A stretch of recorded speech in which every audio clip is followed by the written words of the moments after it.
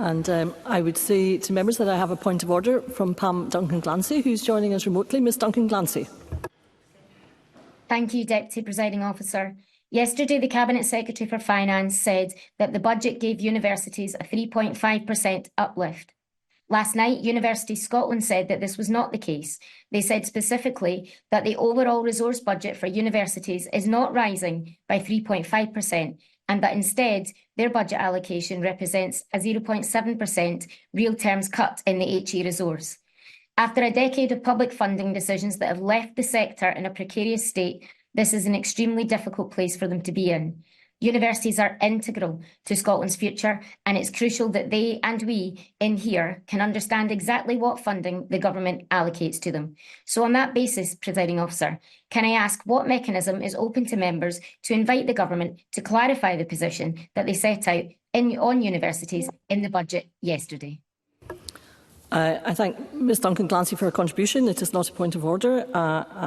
Obviously, the Chair is not responsible, broadly speaking, for the content of members' contributions, and of course the member will be aware of the numerous ways in which the member can pursue the issue further with Scottish Government ministers. Thank you. We will now move on to the next item of business. The next item of business is a debate on motion 15734 in the name of Graham Day on support for the veterans and armed forces community in Scotland. I would invite those members who would wish to speak in the debate. Please press the request to speak buttons, and I call on Minister Graham Day to speak to and to move the motion. Around 7 minutes, please. Thank you, President Officer. I'm delighted to present the Government's 8th annual update to Parliament on support for Scotland's veterans and armed forces community, and I move the motion in my name. These debates, as well as allowing us to celebrate successes and our successes and those of our partners, offer members the chance to hold the Government to account and bring forward ideas for improving Scotland's offering, and I welcome this and look forward to an informed debate. As ever, I begin by reiterating the Government's commitment to ensuring our veterans, serving personnel and their families are not disadvantaged by their service, and that Scotland is their destination of choice when leaving the forces. Our commitment to these goals is absolute, and I know that members across the Chamber share in our dedication to the entire armed forces community. As ever, alongside this debate, we have published our annual report, which details fully what we and partners have done throughout the past year. Some weeks ago, the Scottish Veterans Commissioner, who joins us in the gallery today, published her progress report, where she assessed the extent to which Government and partners are delivering the recommendations made by her and her predecessors. I expect colleagues will raise the content during their contributions, but I was pleased that Susie Hamilton referenced areas of notable progress, in particular around health and well-being and employability and skills. We should be proud of this work and the Commissioner's recognition of the efforts that we continue to make in driving forward the recommendations that she and her predecessors have made. Nevertheless, the Commissioner highlighted two specific concerns: the veterans' mental health and well-being and veterans' homelessness prevention pathways, and I want to address each of these in turn. The Government, of course, remains committed to ensuring that veterans can access the right mental health support when they need it, and I share the Commissioner's and I'm sure all members' desire to see a new veterans' mental health and wellbeing pathway established as quickly as possible. The Veterans' Mental Health and Wellbeing Pathway Advisory Group held its first meeting in March and has met 4 times since. I am confident that the new pathway will progress the principles of the Mental Health Action Plan to ensure that all veterans in all areas of Scotland will have access to high-quality, veteran-specific mental health services. I also welcome the news that the advisory group agreed a preferred model of delivery and that 2 subgroups have been established to ensure full engagement and consultation throughout the process. The group aimed to sign off a finalised model of delivery at their next meeting this month, which will pave the way for an implementation timetable in 2025. In addition, funds have been secured to carry out a test of change for a 3-tier veteran support service, 3 health board areas where there is currently no V1P service. That will take place over the remainder of the financial year and then be extended for 9 months of 25-26. This, yes I will. Christine Graham. In the light of that, what the Minister is saying, does he share my disappointment that Veterans First Point Lothian, NHS Lothian, is withdrawing its funding, a paltry 200,000 or thereabouts, to support this vital service? I know the Scottish Government is still chipping in, but does he share my concerns that this was money well spent? Minister. I absolutely share Christine Graham's concerns, and I know those concerns are held across the veterans sector in Lothian. I offer her the reassurance that the Government does remain engaged in this, to the extent that both myself and the Mental Health Minister will be meeting NHS Lothian next week. As I said, along with the 5 remaining V1P services, local arrangements in place in NHS Highland and Shetland, and the delivery of an online clinical service provided by Combat Stress means veterans will have access to veteran-specific services across most of Scotland, but we want it to be all of Scotland. I also note concerns about the pace of progress in implementing the pathway to prevent homelessness for veterans. I should outline the positive work that has been progressed during what has been a challenging time for the sector. And it is important to acknowledge that the number of homeless veterans in Scotland remains low. They are a relatively small proportion, around 2% of homeless households. However, I recognise the concern in this area. The broad action the Scottish Government is taking in response to the housing emergency will serve veterans' housing interests as well as those of the wider population. Our Housing Scotland Bill includes new homelessness prevention duties that are designed to help people get the support they need earlier. This will help people avoid the crisis of homelessness and the associated long-term harms. The proposed new duties build on the existing rights for all those in housing need in Scotland, including veterans. We do recognise, however, that when veterans become homeless, they may have particular needs, and we will continue to work with partners, including the Veteran Scotland Housing Group, to prevent homelessness and improve outcomes for veterans. The Minister for Housing and I are considering what can be done alongside the Government's wider work on housing and homelessness to better support veterans' housing needs. Despite these concerns, we have made progress in several areas with dedicated partners from the public and third sectors, and collaboration remains at the heart of our approach, and I am grateful for the continuing work of our outstanding veterans sector. This year we have seen progress with obtaining veterans data, particularly from the census. It is difficult to overstate the importance of this. The census told us, for example, that nearly 4% of Scotland's over 16 population have previously served in the armed forces. But now we should use that data to support our veterans and their families. And I have written to local authority armed forces and veterans champions across the country so that we can consider how we deploy this information to provide better support at a local level. Recognising the experiences of underrepresented groups in the veterans community and ensuring they can access the support and the services they need has been a priority this year. We continue to work with stakeholders to go beyond the suggestions made to the Scottish Government within Lord Etherton's LGBT Veterans Independent Review and ensure the services we fund are welcoming and inclusive to all. I also met with women's veterans to understand their experiences and needs and how access to services can be improved for them. That meeting and what I heard has stayed with me. I am absolutely committed to doing all that I can and this Government can to respond to those needs. We also worked closely with the last UK Government during the initial development of their Women's Veterans Strategy, and let me credit them for bringing forward that strategy. Supporting historically underrepresented groups was also something that the Commissioner highlighted in her report on community and relationships earlier this year, and we are looking at how we can take forward its recommendations.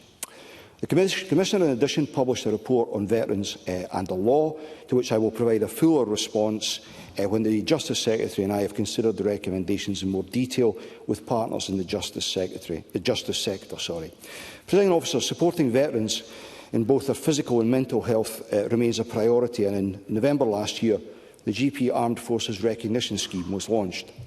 This aims to raise awareness amongst all GP staff of some of the health challenges and the impact of military service on the armed forces community, so we can support the provision of appropriate health care. This was highlighted by the Commissioner as a particularly welcome development, although she did note the low take-up of the scheme amongst GP practices, and this is something I am also personally exploring further. Let me be clear, I share entirely her disappointment at the uptake. To have had only around 120 of an estimated 5,000 staff avail themselves of this training is not what we had envisaged when launching the scheme. Jackie Dunbar. I thank the Minister for the intervention, and I'm pleased to hear that he's exploring this further, because I too share the disappointment. Can I ask the Minister what we as members across this chamber can do to help to rectify this? Minister. Well, I guess my ask of members is the ask I've had of the veterans charitable community to spread the word. And if members in their constituencies and regions can raise this issue with their GP practice and encourage greater uptake, I think that would be all to the good, because this needs to improve. Presiding Officer, this year marked the 80th anniversary of the D-Day landings, and I was honoured to attend the National Commemorative event at the Usher Hall in Edinburgh. The First Minister represented the Scottish Government and the people of Scotland at the UK D-Day commemorations in Portsmouth and Normandy, and I attended the Anzac and Gallipoli Remembrance services this year too. I'm conscious of time, Presiding Officer. Commemoration and remembrance are critical aspects of our visible support for veterans in the armed forces community, and an important way for us to remember those who made the ultimate sacrifice for the freedoms we often take for granted and protect the democracy we observe in this chamber every day. Presiding Officer, I remain committed to providing the very best support for our veterans, their families and service families. I would like to give my personal thanks again to all the individuals and organisations who have contributed to our efforts during the past year, and those who continue to work hard every day to support our veterans and armed forces community. But we collectively can always do more, and I look forward to members' contributions and responding to these whilst closing the debate and beyond. Presiding Officer. Thank you, Minister. I would take this opportunity to advise members that there is some time in hand at the moment this afternoon, and therefore I can be generous with members' speaking times. And with that, I call on Jamie Green to open on behalf of the Scottish Conservatives. Mr Green. Thank you. Your generosity is always appreciated. I'm also delighted to be participating in this debate as an MSP whose region has a very long and rich history with our armed forces, both current and past. But also lament the absence of my colleague Edward Mountain in today's debate. We all wish him well, but it is a privilege to open this debate on his behalf, and I'll try and cover some of the points I think he would want to in this debate. I would say from the outset that I think whatever our own personal or political views on the many global conflicts that are occurring throughout the world, one thing I hope we do all agree on is that of the courage and dedication of our members of our armed forces, both those who are currently serving and our veterans. The motion today recognises that sacrifice, both that was made for us and for country, but also the contribution that our veterans continue to make in today's society. The motion rightly calls on the Scottish Government to work with stakeholders to improve the lives of veterans, and so they should. But that includes the more than 50 veterans organisations which actively work here in Scotland, many of them in my own region and many of them under the umbrella of Veterans Scotland. There are too many to mention, but I would like to commend particularly the work of organisations like Erskine, Poppy Scotland, SAFA, Veterans UK, Hague Housing, Help for Heroes and many, many more. There are too many to mention. I apologise to those that I missed. Now, we chose not to amend the Government's motion today, as is normal practice with this type of debate, but we will want to raise some important points which came out of the report, and I will cover some of those. Because last March 2023, I spoke in a government debate on employment support for veterans. You may recall that debate. And I highlighted one particular story of a veteran from World War II, from Greenock, who came back a hero from battle, but who then went on to run a very successful local business until his sad death in 2002. But it was a fine example of how he was able to adapt and adjust back into the local community. But in that same debate, and that was 18 months ago, I reminded the government benches of the very stark statistics that back in 2021-22, there were an estimated 640 veterans who were assessed as homeless or being threatened with homelessness. Today, that figure is estimated to be over 780. It's heading in the wrong direction. In fact, right across the UK, there is estimated to be at least 2,000 homeless veterans. That is shocking by any means. Now, the Minister talked about some progress that had been made, and that is welcome. But in my view, it's equally been as shockingly poor to see these statistics go in the wrong direction. And I think the Government must accept some responsibility for that, as the report vindicates. Now, we know there are over 175,000 veterans living in Scotland, but it's important to point out there's no such thing as an atypical veteran. Only half of them are actually aged over 65 years of age. There are around 7,000 of them in the Murray region, which I'm sure we're going to hear a lot more about, 17,000 in Fife, and over 10,000 in the Glasgow and West region that I live in. The majority are male, of course, but over 20,000 of those veterans are female, and 43% report as having a disability or a long-term health condition. So they have a very specific set of needs, but that's where statistics ends. What I don't know from the census data, which is good to see changes to the census data, but I don't know how many are registered with their local GP. We don't know how many are in meaningful employment. We don't know how many are engaged with mental health or addiction support services, or indeed how many are not. And it is those last two areas that are very relevant to veterans, because I know from yesterday's budget announcements that the budget line for drug and alcohol policy has seen just £500,000 increased year on year, and that's after a £13 million cut the year before. And the reason I mention it is not to make any political points, but a renewed focus on the mental health and supporting our veterans with addiction problems is hugely important. We cannot forget that housing, health, skills, employment, employability and addiction services are all devolved areas, and so that is the focus of this government and this Parliament. Now, I know there is data out there, but until we get a bigger picture of what that community looks like, I don't think support services can fully develop policies to support them. I will, of course, plug our Armed Forces and Veterans Bill, as you would expect me to, which would enshrine into law the Armed Forces Covenant for devolved bodies. I hope we can unite behind that, and I also associate myself with the comments by the Minister on the work of Lord Etherington and his independent review into the historic treatment of LGBT veterans, many of whom who live and reside in Scotland or who came from Scotland. Next week, the UK Parliament is holding a debate on that, and I'm sure the veteran community will be watching with great interest. There are too many people to mention and to thank in that. But whilst we're on the subject of Westminster, I have been contacted by many veterans ahead of today's debate who have expressed concerns about the new Labour UK government's approach to the Northern Ireland Troubles Bill, and I hope that's something that they may wish to reflect on after the statement that was announced in the Commons on that. On one final note of unity, Presiding Officer, and on this I will conclude, I think this Parliament's steadfast support for our armed forces and veterans is not a partisan issue and should never be up for debate. But it is our responsibility to support those who protect us, because they paid the ultimate price with their physical and mental health, and too many of them are still hidden in the eyes of policymakers, lawmakers and service providers. And it's all very well us talking from the woodline panels of this chamber. That is a luxury our veterans never had when they went out and fought on our behalf. We owe it to them. So whilst I support the motion in the government's name, I do so expecting to see much more progress when we meet again this time next year to discuss next year's report. Thank you very much, Presiding Officer. Thank you, Mr Green. I now call on Paul Sweeney to open on behalf of Scottish Labour. A generous 4 minutes, please, Mr Sweeney.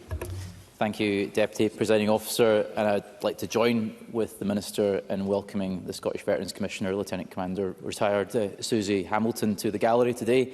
I think we all agree that she does amazing work in public service of our country and the veterans community in Scotland, which, as was mentioned by Mr Green, numbers some 176,100 people according to the last census. By my reckoning, that's Scotland's fourth largest city by equivalent population, just beating Dundee. So a significant cohort of people, and as was mentioned, half of those are under retirement age and are working age people, very much active and contributing and dynamic citizens in our country, some of our best citizens indeed, as typified by the Veterans Commissioner.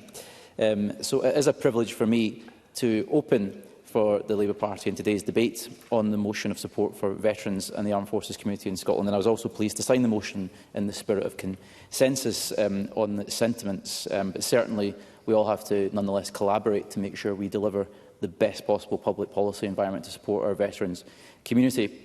Because the transition from service to civilian life is certainly not an easy one for many people. There is much work to be done to make that transition smoother and to tackle many of the prevalent issues that veterans come up against.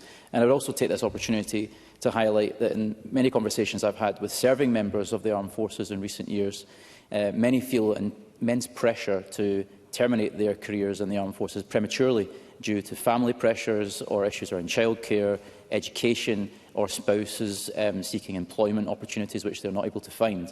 And that certainly came out loud and clear in the conversations with members of the Army, whether that's at Glencorse, in Midlothian, or whether it is in Murray at Lossiemouth. So I think it's important that in considering the ongoing strategic defence review, that the Scottish Government takes an all-of-government approach to ensuring that the resilience of our armed forces is sustained by public policy across all tiers of government that support our armed forces personnel to sustain their careers until such a point as they wish to exit service, because certainly it's been highlighted in the course of the early stage of the Strategic Defence Review that we're losing too many people in our armed forces, and there is a real strategic challenge in recruitment and retention.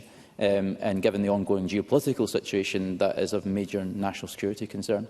So I think we all have a responsibility to ensure total national resilience in that respect, and also considering the significant cohort of working-age veterans in Scotland, how we might promote greater recruitment into the reserve forces in Scotland, because certainly when we look at extreme weather events and other major issues, risks facing the country, it's not simply in relation to hot conflicts, but certainly also ensuring home resilience.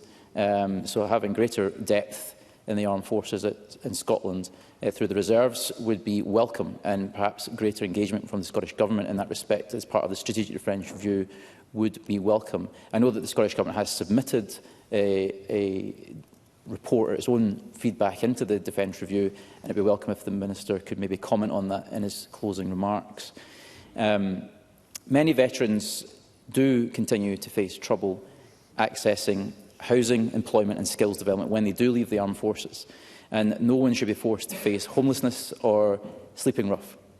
Homelessness in the veteran community remains extremely high. The Scottish Government's slow progress towards the delivery of the Veterans Homelessness Prevention Pathway is apparent, with a total of 935 homeless applications last year being submitted by veterans, the highest figure since 2018-19. This isn't good enough, and to be in no doubt, the Government's decision to slash the affordable housing budget last year will have had a particular knock-on effect on veterans. And without that fundamental security of shelter and a roof over their head, how are our veterans expected to adjust to their new lives in civilian environments? While it is welcome that the priority has been given to the healthcare of veterans, the Government must not be complacent about the quality of the services provided, in particular the quality and accessibility of mental health services. And it was particularly disappointing to read in the detailed breakdown of the Scottish Government's draft budget publication yesterday that there is a real terms cut in mental health funding. That certainly will not be helpful in that regard. Veterans are especially vulnerable to mental health challenges. I certainly know that from personal experience and that of my friends. It is no surprise, given the exposure to trauma that comes with military service, often with the loss of friends at a young age, that veterans are at increased risk of depression, anxiety and PTSD. The Scottish Veterans Commissioner has warned for a second year in her recent annual progress report published on the 18th of September about the delays to the Veterans' Mental Health and Wellbeing Action Plan being realised. Veterans organisations such as SAFA's Helping Heroes service in Glasgow is just one of many organisations providing much-needed support for veterans and providing that one-stop shop. I know the Minister alluded to the need for greater dissemination and promotion of services available, and SAFA's model, I think, stands up to scrutiny as one that's particularly effective, because they operate a one-stop shop that helps veterans access all forms of practical support with housing, employment, benefits, healthcare, and also signpost them to organisations that can help them with mental health issues. The Scottish Government must prioritise veterans' mental health, and perhaps utilising these pathways and conduits would be a helpful means of doing so. The new government at UK level has taken steps to improve the lives of veterans, such as extending the national insurance relief for employers hiring veterans, and certainly had the opportunity to meet many of those just last week at BE Systems on the Clyde at the steel cutting ceremony for the new Type 26 frigate HMS Sheffield. Certainly had the opportunity to also meet the Veterans Commissioner there, who previously served on a former HMS Sheffield, a Type 22 frigate, in this case built on Tyneside. And it was a great moment to join with veterans who were working on the ship, and indeed those who had previously served on HMS Sheffield, including the tragic Type 42 frigate, which was lost in May 1982, with 20 lives lost as part of that tragic incident. The government has also introduced a digital veterans card that will hopefully promote greater access to government services, and I hope that is something that the Scottish Government will look into. So I can't help but notice that we have this same debate yearly with almost identical contributions, and if the Government is serious about supporting the armed forces and veterans community in Scotland, we must have greater time in Parliament devoted to these issues. We're eager to work on a cross-party basis, and we hope that we won't divide the Chamber on that matter, but we must do more for those who have done most for the public service of our country. Thank you very much. Thank you, Mr Sweeney. I now call on Maggie Chapman to open on behalf of the Scottish Greens. Maggie Chapman's joining us remotely. A generous 4 minutes, please. Thank you, Presiding Officer. And I echo the Minister's comments about the work of the Scottish Veterans Commissioner and the importance of providing support to prevent homelessness and improve mental health services. Because there is no one way of being a veteran.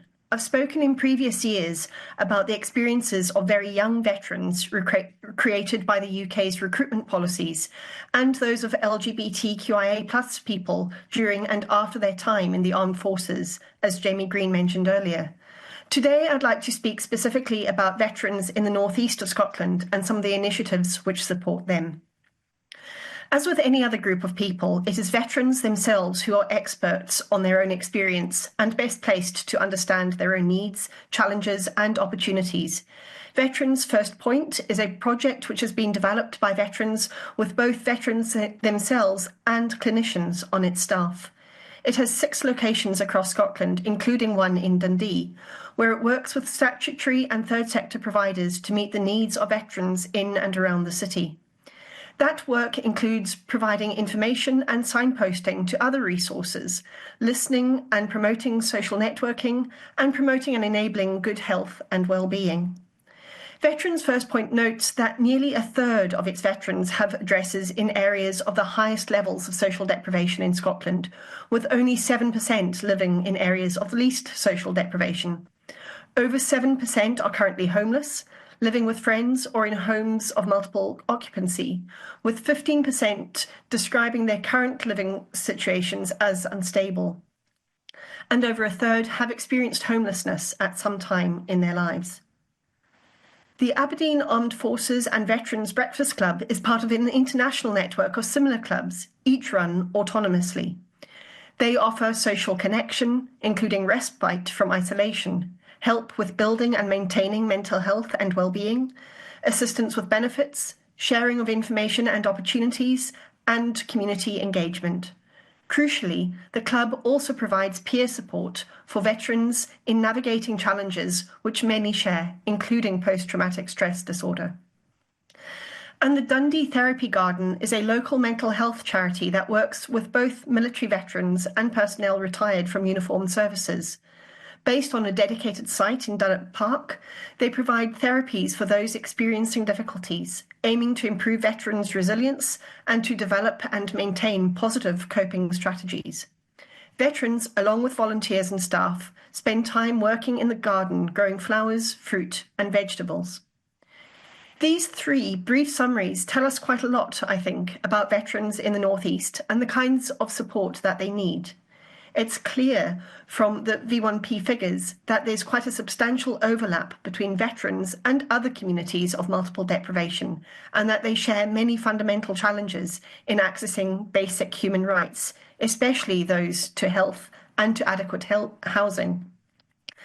But there are as well specific needs arising out of military experience, about conflict, about violence, and the complexity of institutions. There is no one way of being a veteran. For some, their time in the armed forces was one of fulfilment, camaraderie, and the development of lifelong skills. For others, it was an experience of difficulty and trauma, leading to exclusion and poverty. For most, perhaps, it was a mixture of the two. Some wish to identify as part of an armed forces community, some do not. Some wish to talk about their experiences, many do not. Veterans of whatever age are first and foremost human beings with the fundamental human rights that we all share. So in concluding, Presiding Officer, I'd like to pay tribute to all those organisations, especially those in the North East, that support veterans and their families, whether that support is specific to them or whether it extends to the wider community, because we all need one another. Thank you. Thank you, Ms Chapman. And I now call on Willie Rennie to open on behalf of the Scottish Liberal Democrats. A generous 4 minutes, please. I'm pleased we're having this debate and we have it on an annual basis because it's important that we remember, as the armed forces shrink over the decades, the numbers of members of the armed forces who have connections with their communities is decreasing. So our community's connection with the institution becomes less connected. And therefore it's important that we understand what their needs are. I was a member of the House of Commons Defence Committee between 2006-07, and at that point we were debating education and how the needs of the education system were not matching the needs of service families, but secondly also mental health. And at that time there was an outrage that on both fronts it was inadequate across the United Kingdom, and there was a response to that. And there is a certain mirroring of that debate today, almost 20 years later. But there is a danger that in this debate that we frame all ex-service personnel as somehow hopeless and helpless. They are far from that. They are rich and varied. They are talented people. Throughout their military service, they adopted an approach of can-do in very difficult circumstances, and sometimes in means of conflict. They made things happen, and those skills are incredibly valuable in today's workplace. So, whilst of course we should be debating the mental health and education aspects and housing, which I'll come on to, it is important to recognise that this group of people are a great asset to our society, and that's why I was pleased that, yes, I'll take an intervention. Ms Smith? I absolutely agree with what Mr Rennie is saying. Does he foresee any facility whereby some of the veterans who have that very positive attitude can help within schools to inspire that same positive attitude with many of our youngsters who often find it difficult to know what the next step is for them? Willie Rennie? I think it is important that there is a wide and varied connection between this group of talented people and our education system and beyond as well. And that's why I was really pleased that Scottish Land and Estates gave us a briefing today and said, we would welcome these people to work. We've got skill shortages. We would love their can-do approach to work with us on the land, because there is a huge skill shortage within our sector. That's the kind of message I would like to hear from all sectors across the country. And I want to pay tribute to the Minister, because I think the Minister does get this. I may regret saying this, but I think he gets this. He, I think, chose probably to be this Minister because he has a long tradition in this area. He understands the intricacies of this debate and how it's important to reflect on the light and the dark and the strengths and the weaknesses of this sector, which is why I was pleased that he recognises the work that needs to be done on mental health and the wellbeing pathway. Now, I've seen some fantastic work through Veterans First Point, which I visited almost 20 years ago. And at that point, it was really quite encouraging that they didn't badge it as a mental health service. They badged it as a support service. And if you can come in, you can be directed to wherever you need to be directed to. But of course, many of the needs were mental health. Because if you badged it as a mental health service, these people might not even come through the door. So it was a really smart way of approaching this. And combat stress, they're a great understanding at depth of turning people around who had great trauma within their service personnel, their service experience. So I think they deserve great tribute as well. What they have seen is what many of us will never see in our lives, and we should be grateful that the fact that they faced up and did that job on our behalf. But the homeless prevention pathway too, I think, is incredibly important. It's been an awful long time. It needs to be sped up, and I hope the message that comes out of this debate does encourage that. That transition from being in the institution of the armed forces and moving into civilian life is quite a transition. It's a real challenge. So therefore, we need to be there for people at that point of transition if they need that support. Now, the one final message I want to send to the Minister is about service children. Now, these children often go from one base to the other, almost year after year after year. And I'm pleased that in England, they recognise this with a service premium. It's like the pupil premium or the pupil equity fund here.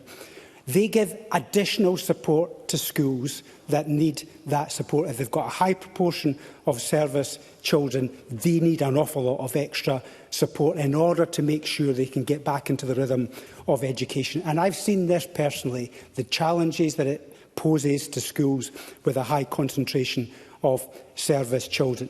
They need that extra support, and I hope that he can take to the Finance Secretary. It was one of our asks through the budget process that there should be a service premium in Scotland, just like we've got in England. And if we can do that, we might help these children at an important stage of their life. Thank you. Thank you, Mr Rennie. We will now move to the open debate. I call Jackie Dunbar to be followed by Maurice Golden. Mr Dunbar. Thank you, Presiding Officer. When the business for this week got published, I asked my office manager if he thought I should put my name forward for the veterans debate, since I had spoken in it in previous years. He suggested it would be a great opportunity to talk about how wonderful he was. I should maybe clarify, Presiding Officer, that he is an Army Reserve and not someone with an overinflated ego. When he came to work with me, one of the first things he did was to encourage me to sign the Armed Forces Covenant in my role as an employer. I understand there was a little bit of discussion about whether I could in fact sign it, and it was the case of me signing up to it as an employer and not as an elected representative, a bit like how the living wage accreditation works. Once that was established, it was a very easy process to follow, and I was helped along the way by Ray Watt from Highland Reserves Forces and Cadets Association. I even went a step further and applied to the Defence Employer Recognition Scheme, the ERS, where my office achieved a bronze award. It was a very easy process that I would recommend to every one of my colleagues across the chamber. Highland RFCA were incredibly helpful throughout, and I expect that Lowland RFCA will offer just as much support. And I'm always happy to give folk a steer if they want to catch me later on. And in fact, the corporate body just this afternoon answered the question that I was asking them about how to, what support was given, and they said that they would be able to provide members across the chamber too with help. The thing with the Armed Forces Covenant is it doesn't just benefit the wider Armed Forces family, but it would also benefit a lot of workplaces too. Between my dad, my granda and my great-granda all serving in the Gordon Highlanders at different times, obviously, and me getting the chance to work alongside a number of veterans and reservists over the years, I know those who have served are motivated, hard-working, and they have the experience of being able to work well under pressure. They are great folk to have in your team. Presiding Officer, there was for a while this idea that veterans needed to be somehow rehabilitated, or it was a charity to employ them, and that is absolutely not the case. They're excellent employees, and the person getting the most from employing a veteran is going to be whoever employs them. And I think that's become even more so over the last few decades. From what I understand, the preparation for leaving the Army starts just about the day you join. Soldiers, sailors and airmen are encouraged to get qualifications, and they are given learning credits to use for this. A lot of the wide range of skills that they develop in their service are now matched up to civilian qualifications, and there is advice given throughout service to help people plan ahead for what they will do when they leave the forces. Overall, our veterans give a lot to our country, not just throughout their service, but afterwards as well. But there are times when support is needed. The demands of service life can cause difficulties for those serving and for those who have left the forces, and for their families. A lot of this can be and is addressed by the Ministry of Defence, who take responsibility for a lot of veterans' issues. Sometimes they don't, and sometimes they can't. And in any event, it is right that the Scottish Government and local authorities also play their part. It is also very welcome that a wide range of charities and businesses also add to that support. So today, I'm pleased to support this motion that agrees veterans and the Armed Forces families should receive the best possible support and access to services. Thank you.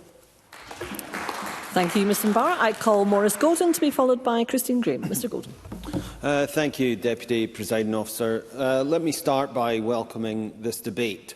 As the convener of the cross-party group on the armed forces and veterans community, I know there are many issues facing our veterans. And the reality is they don't just get the parliamentary time they deserve. So today's debate has been an opportunity to hear some of those issues being raised, and on behalf of the group I thank members for doing so. The cross-party group has made positive progress over the past 10 years, particularly under the tutelage of Maurice Corrie, increasing membership of organisations supporting our armed forces personnel, veterans and their families. I would also like to pay tribute to both the Minister and the Veterans Commissioner for their support and commitment, not just to the cross-party group, but to the community as a whole. Turning to the motion, I certainly agree with the sentiment of it, but sentiment alone won't deliver the improvements our veterans need. So I'm grateful to Jamie Green, who has already raised our proposal for an Armed Forces and Veterans Bill. Enshrining the Armed Forces Covenant in law for public bodies would be both a big step forward and the right thing to do. Because veterans are up against some very serious challenges. We've already heard about some of those struggles today, such as homelessness, which has been rising in recent years, and we know more than 900 homeless applications were made in the last financial year, the vast majority of which were from those who left the armed forces more than 5 years ago. That hints at the long-term nature of the challenge veterans can face when they return to civilian life. We also know veterans are struggling with mental health issues. In fact, of those being assessed for homelessness in the last financial year, the standout support issue was help with mental health. There has been some progress in addressing veterans' issues, though, such as the Scottish Government's support for the Veterans Treatment Pathway and the NHS Scotland Armed Forces Talent Programme that helps find employment within the health service. Indeed, employability support in general has seen some important work with the Military Skills and Qualifications Discovery Tool, the Going Forward into Employment and the Civil Service Guaranteed Interview Scheme, all receiving praise in the latest Veterans Commissioner's report. But I'm concerned the Scottish Government's commitment is struggling to meet demand.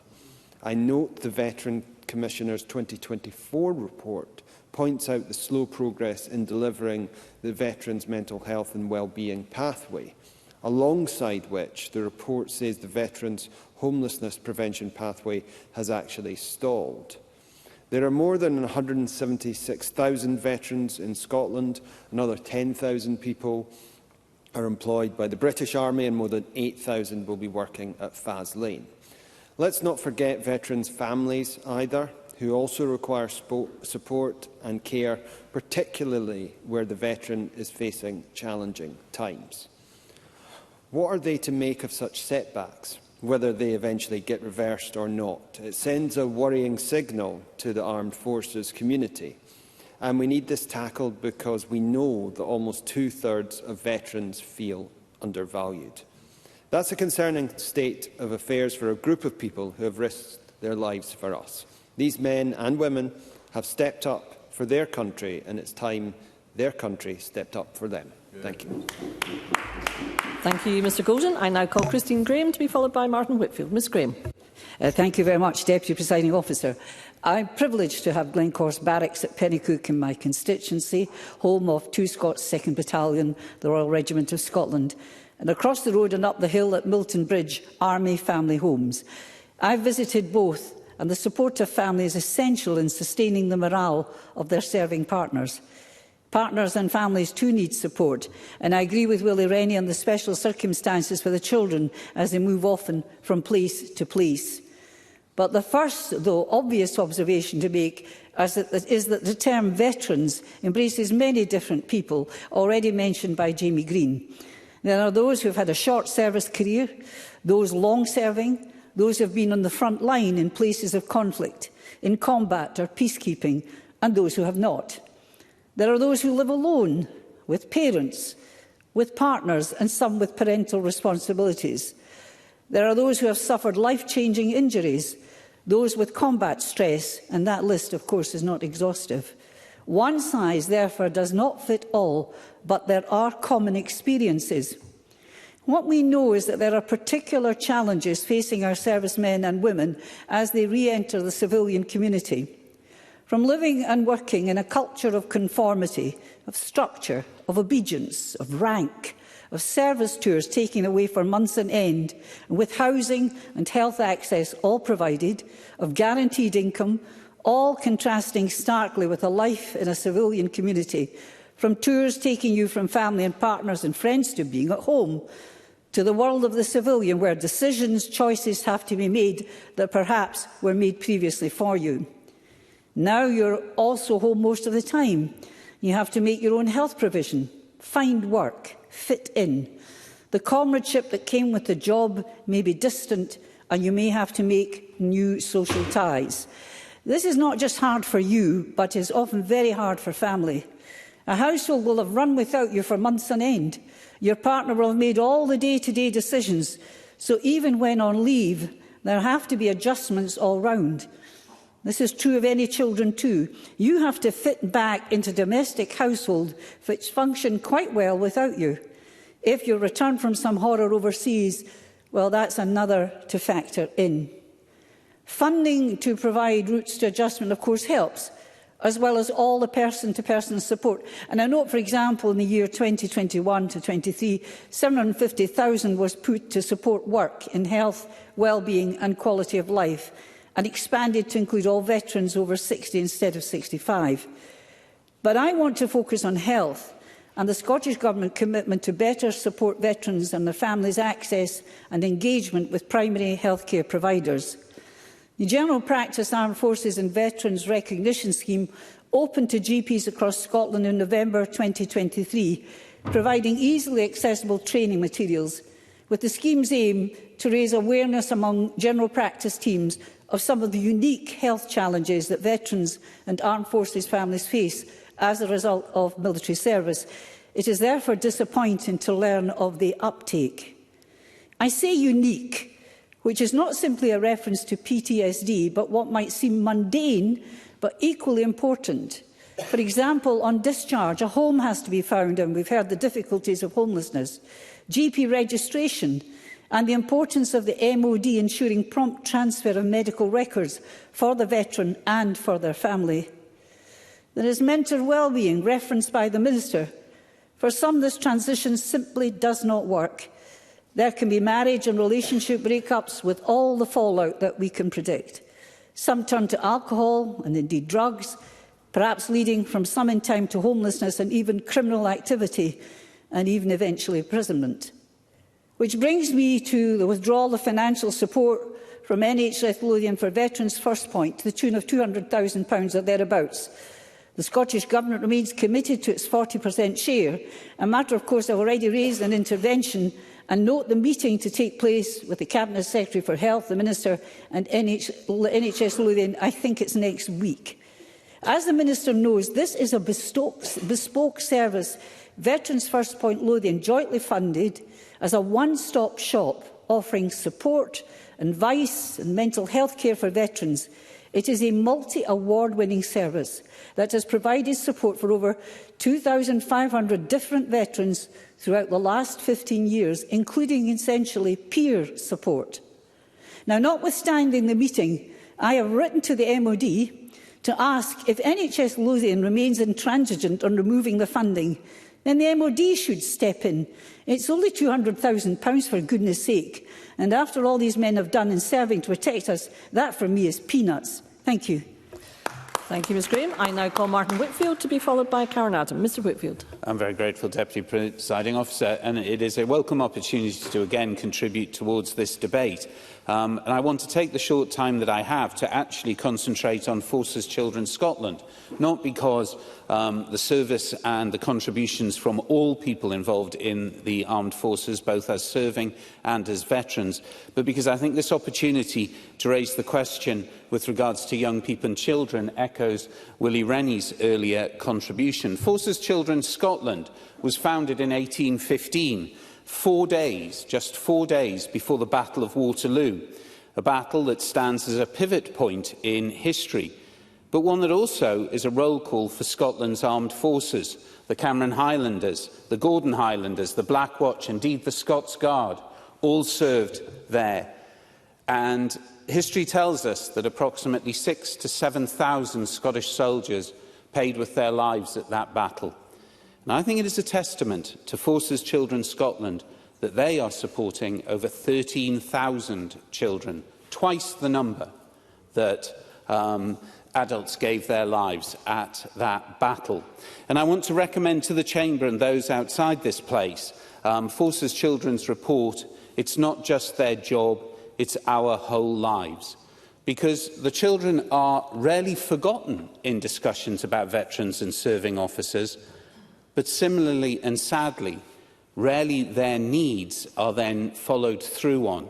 And I would like to follow the report and the process they do to look at this from children's rights, because I'm sure, as colleagues across the chamber will know, I will never revert from making reference to the UNCRC. Because at the end of the day, our forces children are children, they are young people, but they're also unique in the group of children and young people that we have, because their experiences are firstly very difficult to understand from the outside if you've not shared those experiences. Secondly, they are a group that we've already heard about that frequently move. They are a group that find a great deal of comfort amongst those children who understand their situation but can sometimes feel outsiders. And will do. Jamie Green. Short. Sorry, I forgot to press the wee button, but thank you for taking my intervention. Mr Green, could you please just start the intervention? I shall. On that point, one of the points that we've often debated in here is that often the spouses or partners of serving members struggle to find meaningful employment in the area in which their partner is serving, which often leads them to then move away from that area, taking children with them. Do you think more could be done to ensure that the families around veterans and serving members are better supported in that respect? Always through the Chair. Martin Whitfield. Absolutely, and I welcome that intervention because it allows me to talk about Article 9, which is not to be separated from their parent. Now, as an immediate statement of a human right, that can be incredibly challenging as an adult who's in charge of armed forces or is responsible for a group of serving soldiers or officers to comprehend. But a young person has their right not to be separated from their parents. And one of the challenges that forces children face is obviously frequent separation from one and sometimes both parents, which leads to a lack of stability, a lack of confidence.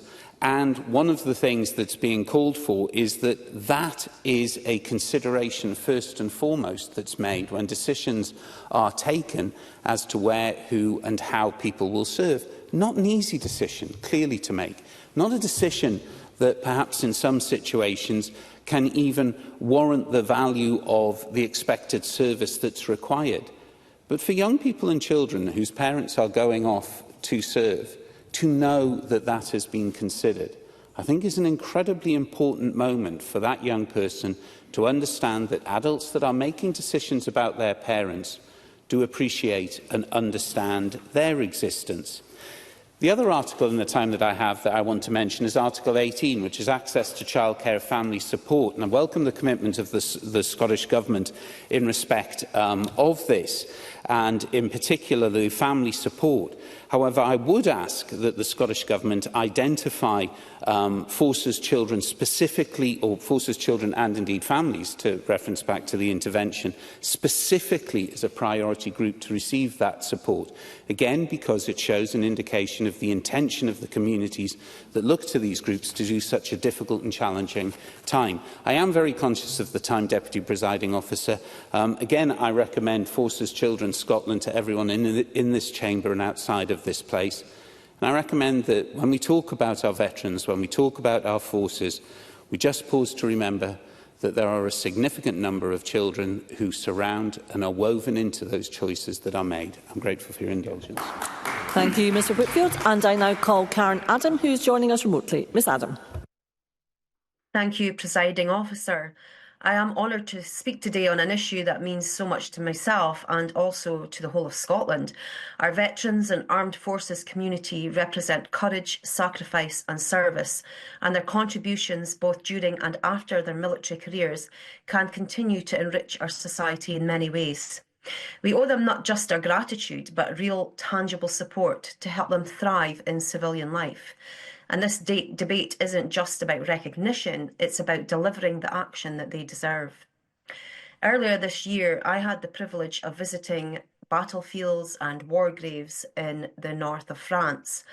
And walking through those solemn spaces, I was deeply moved by the sacrifices made by so many, including many Scots, for the sake of future generations.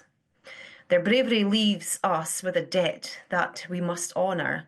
Regardless of how we feel about the reasons behind any war, surely we can all agree on the need to support those who stand ready to defend us.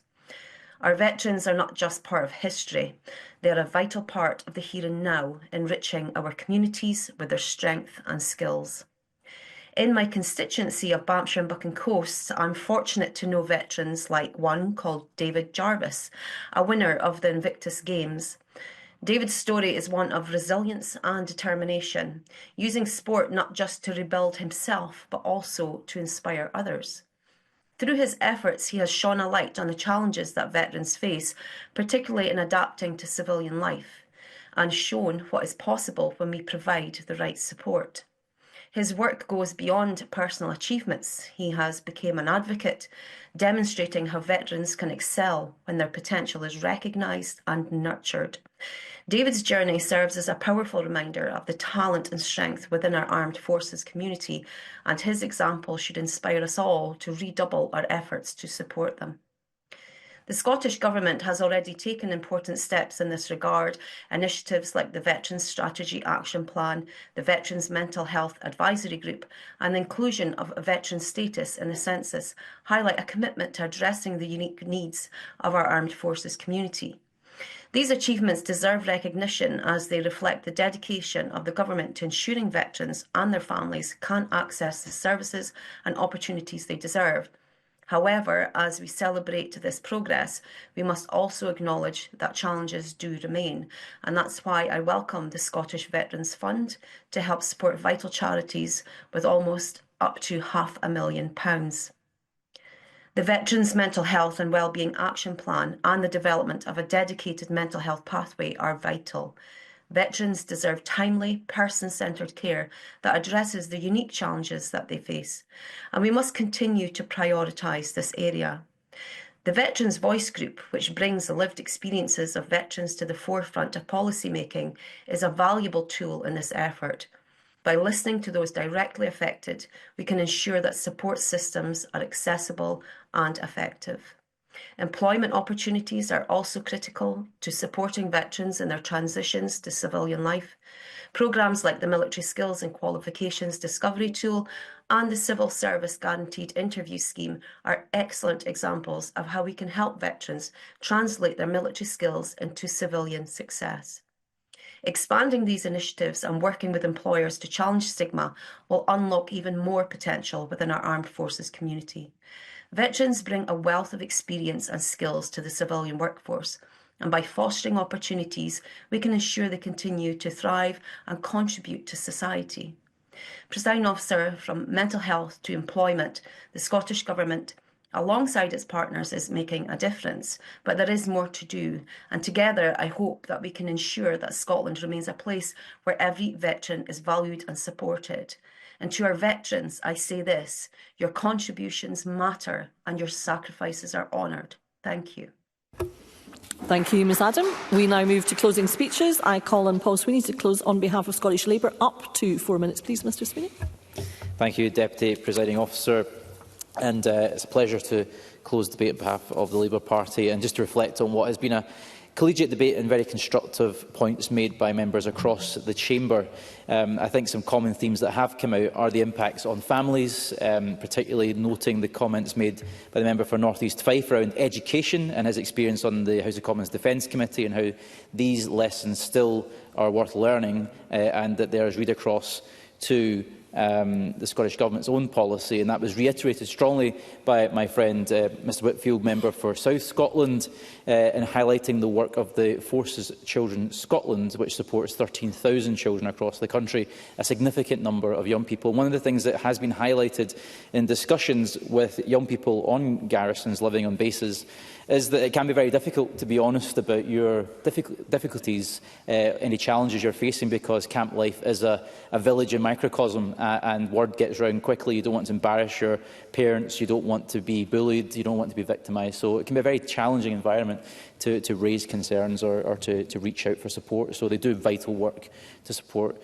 Forces children in our country. And I think that is a reality of garrison life we need to consider, and certainly when the government's considering how we can support the resilience of our defence estates in Scotland, that might be one factor to bear in mind. It was mentioned the issue with uptake of general practitioners and supporting veterans, and some of the concerns around that, and it was raised by a number of members, certainly the member for Midlothian South Tweeddale and Lauderdale, which has Midlothian Barracks and her constituency. I had a pleasure to join her in visiting that a year or so ago. She highlights the issue of the Veterans First Point Lothian funding cut. I wonder whether there is an Yes, happy to give way.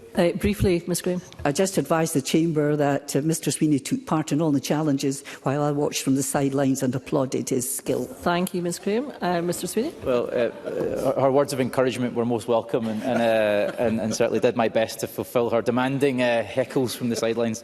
And nonetheless, she made a very important point about Veterans First Point, that we need to support these organisations. I mentioned Glasgow's Helping Heroes in my opening remarks as another example of these one-stop shops which are critical interfaces for our armed forces and veterans communities. I also wanted to highlight, it's been member for Aberdeen Donside, who has a family with an illustrious heritage in the Gordon Highlanders, as she alluded to, mentioned the role of the RIFCAs, the Lowland and Highland Reserve Forces and Cadets Associations. Notionally, they are crown bodies with reporting lines into the Ministry of Defence. But I do wonder whether they could have a greater role to play in interfacing with devolved institutions, particularly the National Health Service, and promoting greater uptake, for example, engagement with veterans and reserves in the country. And perhaps that's something the Minister might want to consider in his response regarding the Strategic Defence Review. I think there's a lot up for grabs. I've certainly spoken to my colleagues in the UK Government and the Defence team, the new Veterans Minister, the MP for Birmingham, Selly Oak, Al Carnes, who hails from Aberdeenshire, and of course Luke Pollard from Plymouth, and John Healy as well. I'm sure they're all very keen to work with the Scottish Government as best as they can to advance policy at all levels which support the armed forces, particularly around the issue that I mentioned in my opening remarks around recruitment and retention. And certainly that was also a matter raised by Mr Golden, member for North East Scotland, in relation to the uncertainty of service and how we can better improve career prospects and avoid unnecessary service leavers. I think it's important to provide that stability in career progression. It certainly wasn't helped by his government's cuts to the armed forces over the years, of course, but nonetheless we can hopefully turn that around and promote a greater service pathway. Mr Sweeney, you need to bring your remarks across. Looking towards my concluding remarks, Presiding Officer, I think there is much to take stock from in the Veterans Commissioner's annual progress report. I know she's been taking notes and look forward to her feedback on the debate. Note the areas of success, but we also note the critical areas for lack of progress. Let's work together to improve them. Everyone has a stake in that success for the sake of our veterans community. Thank you. Thank you, Mr Sweeney. I now call on Douglas Ross to close on behalf of the Scottish Conservatives. Up to 5 minutes, please. Thank you very much, Presiding Officer. It's a pleasure and an honour to close this debate on behalf of the Scottish Conservatives today as a representative of Moray in my Highlands and Islands region, but also as a resident of Moray, because what we have seen, an area that I've lived in my entire life, is also home to so many of our veterans. There are 355 council wards across Scotland, and Moray doesn't just have the top ward in terms of percentage of military veterans living there. It doesn't just have the top two, it has the top three. So out of the whole of Scotland, the top three wards in terms of the percentage of military personnel. We start off in Heldon and Lake, which is home to RAF Lossiemouth. 1/5 of the households in Heldon and Lake have a military personnel or veteran living there. Then we have the Forest Ward, which is home to Kinloss Barracks and formerly RAF Kinloss.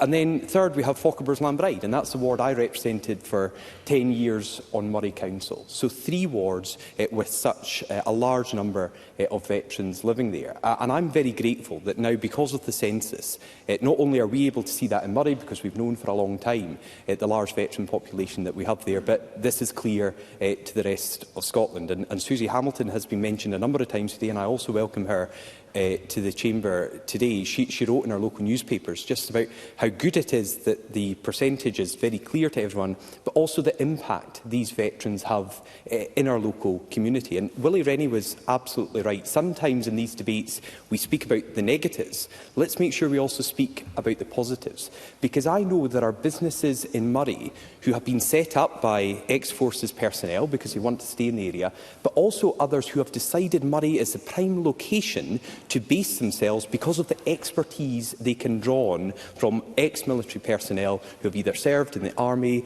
or the RAF, and I think that is so crucial to our local economy in Murray, and that's why it's something that was also warmly welcomed by Sarah Medcraft from the Murray Chamber of Commerce. And because we have such a significant veterans population in Murray, I'm also delighted that it's going to be the new home to the Erskine Veterans Activity Centre North, opening later on this month at the former Vic Hotel in Forres. And I got a great briefing from them ahead of today's debate, and they were saying this new facility is going to be a vibrant, welcoming space where veterans can immerse themselves in activities, support services, and it will be ensuring a true sense of community. Open Monday to Friday, 9:30 to 3:30. They go on to say it will be a dedicated hub for veterans to reconnect with purpose and community. And I really don't think I'm overstating it to say it's one of the most exciting new developments we have seen in Murray for a very long time. And I know I'm not alone in thinking how positive a development it is for the veterans in our area and the wider community, because they finish off by saying, I will give way in one moment if I have time, they finish off by saying in their briefing, in the months and years ahead, EVAC North will become a vital part of the community, a place where veterans can find a sense of purpose and belonging, and where locals can show their gratitude and support. I think that sums that up very well. The people of Murray, and I think the wider community, will be very vocal in showing their support. If there is time, I'll give way within my own time. Within your own time. Mr Sweeney, briefly, please. I had the opportunity with Mr Green and some others to travel to his constituency on one of the P8 Poseidons to visit Lossiemouth, and it was a great experience. But one thing that did strike me was the huge economic development opportunity the garrisons present to Scotland. Perhaps we could do more to promote the economic and social potential of those sites. Douglas Ross. Absolutely. With others in this chamber, I think I fought as hard as I could with many representatives when we lost one RAF base at Kinloss to make sure we didn't lose another in Lossie. Not only was Lossie retained, it now has such a significant footprint for the UK's defence and the defence of our NATO allies, but we also have the Army barracks at Kinloss as well, which is crucial. I know I don't have long to go now, Presiding Officer, but I do want to mention the Minister's opening remarks. I think he opened this debate in a collegiate manner, which is why it has continued throughout the rest of it. He mentioned the previous UK government, and I thought that was welcome and right. Johnny Mercer was the first ever Veterans Minister at a cabinet level and did a power of work in that area, and his efforts in government continue. Willie Rennie spoke about the service pupil premium. We had some money in Murray to spend on that. That money was then withdrawn, and I spoke to teachers who could see the impact of losing that support, particularly in schools around Lossie. Maurice Golden, as the cross-party group convener for Armed Forces and the veteran community, gave an excellent speech, I think, reiterating many of the points. There's a lot more we could speak about in this debate, but I think it has been helpful. But there have been probing questions to the government. There will be issues that the Veterans Commissioner will take forward, and I think we can see today, as a party, as a parliament, across party, we want to do what is right and best for our veterans, because they gave and continue to give so much for us. Let's get it right for them, and we can do that if we work together. Thank you. Thank you, Mr Ross. I now call Minister Graham Day to respond to the debate. Up to 6 minutes, please. Thank you, President Officer. I want to thank members for their contributions today, and I'll attempt to respond to as many as possible in the time that I have available. Before I do that, President Officer, I want to highlight again the attempts of the Government to work with the charitable sector across Scotland, because I think that's imperative, in particular to encourage collaboration both between the government and these organisations and across organisations. And that's one of the reasons why we're providing funding of £315,000 a year to the Unforgotten Forces Consortium, because that helps enable the consortium to work with its partners to provide support and improve the lives of veterans aged over 60 across Scotland. And I was reminded of that on a visit to their annual conference in Stirling just recently. And we continue to fund 14 projects through the Veterans Fund, providing £456,000 of support this financial year. The priorities for the fund remain to support those projects which will provide help to veterans and their families in the face of the cost of living crisis, to early service leavers, and projects encouraging that collaborative working across the veterans community. I visited the Thistle Foundation in Edinburgh earlier this week to confirm this year's allocations, and I heard directly from veterans on the absolute value they place on the services they're receiving there. But a few weeks earlier, I was at another event when I was approached by a member of the Military Wives Choir who wanted to talk to me about the difference the monies that they've received from the fund is making to her and her colleagues. And it was that reminded me of the beauty of the fund, that it can make an impact to so many people in so many different ways. And I'm proud of the range of different approaches we've taken and the scope that's there for applications. But of course, there is absolutely more that we can do. And I want to pick up on members' contributions. Jamie Green led the way by highlighting the lack of progress, and I accept there has been a lack of progress around the homelessness pathway. I reiterate my assurance that I am working with the Housing Minister, and like Jamie Green, I expect to see progress as he called for. Jamie Green referenced the incomplete data, and he's absolutely right to do that, because we need that to help address some of the challenges and to improve our understanding. Yesterday, I read a report, it's the Veterans Survey from 2022 on health and well-being. It contained a number of stats that touch upon Jamie Green's ask. For example, according to that report, this is UK-wide, over 75% of veterans were registered with a dentist, 98.4% registered with a GP. Now, that surprised me, because we are aware that a number of early service leavers, when they leave the forces, tend not to know how to access a GP. And that was part of the issue that arose from the survey, because it carries with it a health warning, no pun intended. The survey was self-selecting, so we can't assume it's typical of the whole cohort of veterans, and it's not broken down to independent countries within the UK. So he's right to highlight this. There is a lack of data here, and we do need to do something about it. And I'd be happy to work with the UK Government to see how we do that collaboratively. Again, Jamie Green stressed the need for appropriate mental health provision, but that is why we are developing, and at pace now, the mental health and wellbeing pathway to ensure that there is appropriate access to services available across the whole of the country. Paul Sweeney raised an interesting point about pressure on serving personnel to terminate their roles owing to issues such as childcare and employment for spouses. Now, we're all aware of those issues. It's the first time I'd heard that characterisation of what it was leading to, that people were. And I will undertake to have a look at that, particularly his point around our taking account of that in a public policy sense. So we'll take that away. He was also eager that we had more time in the chamber to explore veterans' issues. I'd be happy to have those opportunities, and if he can help me encourage the Bureau to facilitate that, I'd be delighted.